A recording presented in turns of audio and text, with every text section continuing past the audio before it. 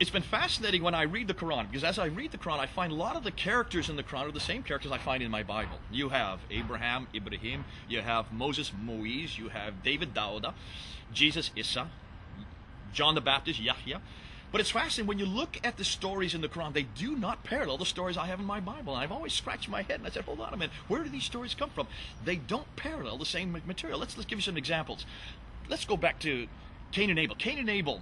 In Surah 5, Ayah 31, Cain has just killed his brother Abel. He doesn't know what to do with the body. He looks over and he sees a raven scratching in the ground. So he says, well, I'm going to follow what the raven does. And he buries his brother like he sees the raven doing. Terrific story. It's not in my Bible. So where does it come from? We know exactly where it's come from. We've done source criticism on these accounts, and we can go back to them. And we find that in the Targum of Jonathan ben Uzziah, also the Targum of Jerusalem, and also the Birkei Rabbi Eliezer, three different accounts from the 2nd century which talk about the same story. It seems that these were borrowed from those accounts. What's interesting is the next verse, because in verse 32, it suddenly changes.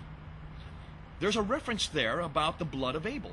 And it mentions that he who takes the blood of one is as if he takes the blood of all, and he who saves the blood of one is as if he saves the blood of all. This is a very popular reference that is used by Muslims today to stipulate that Islam is the religion of peace, because they don't take people's blood, they actually save people by not taking their blood.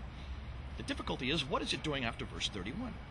It seems to almost be a redemptive account. It doesn't belong in that story, until you realize that in the 5th century, there was a scribe who was rewriting the Targum of Jonathan ben Uzziah, and as he was rewriting it, and as the scribes do, in the margins he basically puts an editorial comment on the blood of Abel, and he mentions if you take the blood of one, as if you take the blood of all, and if you save the blood of one, you save the blood of all. Now, when that was incorporated into the Bar Sanhedrin, chapter 4, verse 5, in the 5th century, that story of Cain and Abel and the raven was then followed by this editorial comment on the blood of Abel, taken from that editorial comment in the margins, incorporated into the Bar Sanhedrin, chapter 5, verse 4. And then both that story plus the editorial comment on the blood were then incorporated into the Quran in Surah 5, ayah 31 and 32. Now, what does that tell you? Well, I know what it tells me.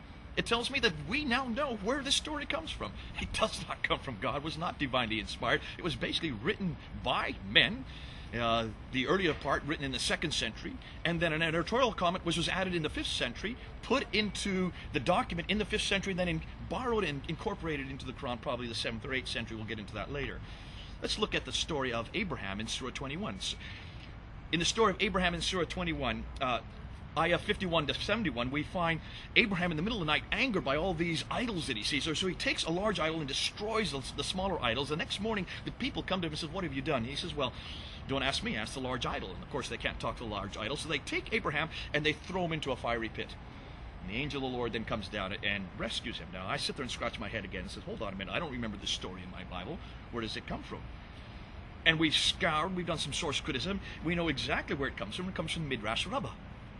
Midrash Rabbah was a 2nd century document, an apocryphal account, never assumed to be authoritative by the Jews, and it has the same story, but it's an amalgamation of different references. We can see that in that is a story of Shadrach, Meshach, and Abednego. But the Jews never intended this to be authoritative. It was basically an oral tradition that had been passed down. It was really a fairy tale. And yet, what is it doing in the Quran today?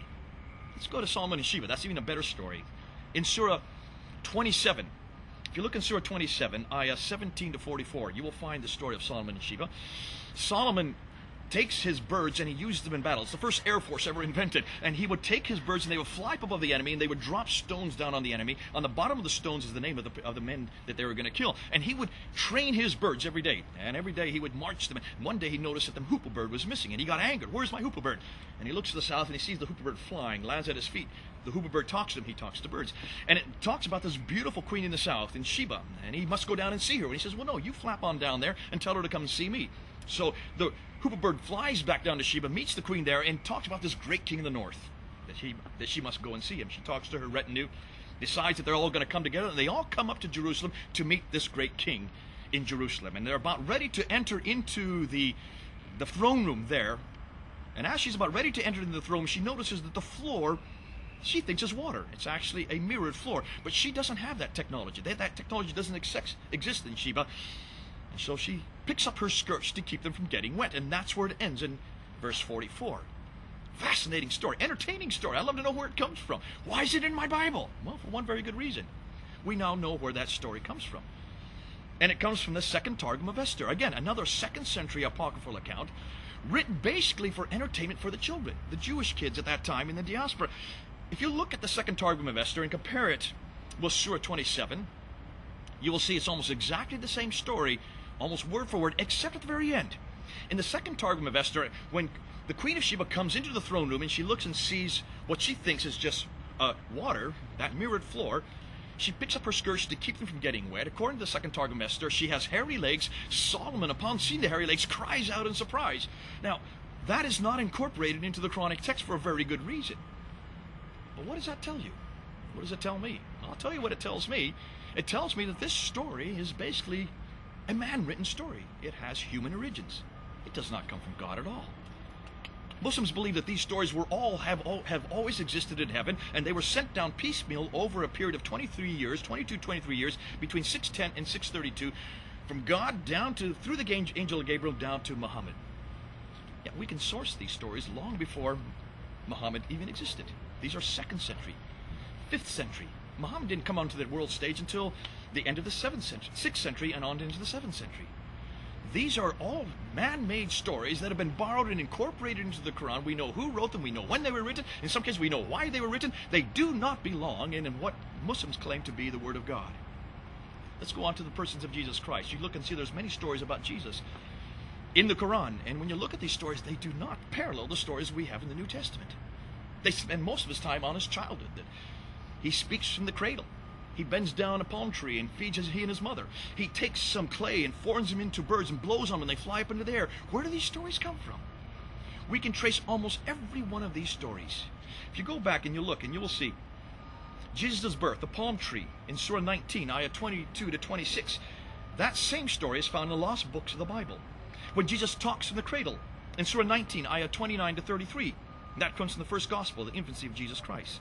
The creating the birds from clay that I mentioned earlier in Surah 3, ayah 49. That comes from Thomas's gospel, the infancy of Jesus Christ. What are these gospels, infancy of Jesus Christ? These are apocryphal accounts. These are not at all authoritative accounts. They were considered always by the early church to be apocryphal. They were written much later in the 2nd, 3rd century. They are sectarian accounts. Some of them were written by Gnostics, others were written by Collyridians. Some of them are written by monarchics. Some of them are written certainly by the Nestorians of that day, but they do not belong in any Word of God. They were never considered to be authoritative by the early church any more than the apocryphal accounts, the Jewish apocryphal accounts, were ever considered to be authoritative by the Jews. They are written by men. Nothing more, nothing less. So why have they been incorporated into the Quran? For one very good reason. Those who put the Quran together, and we're not going to talk about that today, they only had access to these stories because these are the stories that they heard orally by those that surrounded the Jews and the Christians that were there. They didn't bother to look at the written accounts. And the reason why is because both the Hebrew Bible and the Greek New Testament had not been translated into Arabic. They were not translated into Arabic until the late 8th century. Therefore, they only had access to these stories, these apocryphal stories. And it is those stories that we have in the Quran today. Now, here's the question you need to ask yourself. Those of you who are Muslims who are watching this, can you then say that the Quran, this book here, really did come from God? If we can now show you that many of the stories incorporated are written by men, for men, we know when they were written, we know why they were written, we know, in many cases, exactly at the place that they were written, and certainly by whom. You've got to ask yourself a question. Do you trust those stories? And if so, if you believe that they still are authentic and that they do come from God, then why is it that these kind of source material, this kind of exercise in source criticism, when you apply it to the Bible, we don't have these difficulties. We don't have a problem of where they come from. We know exactly where they came from. We know who wrote them. The authors' names are given to many of them. We don't have this difficulty with the Bible. This is only a problem that you find with the Quran. But then you need to tell us, and you need to convince us that this does come from God. It cannot with this kind of man-made material.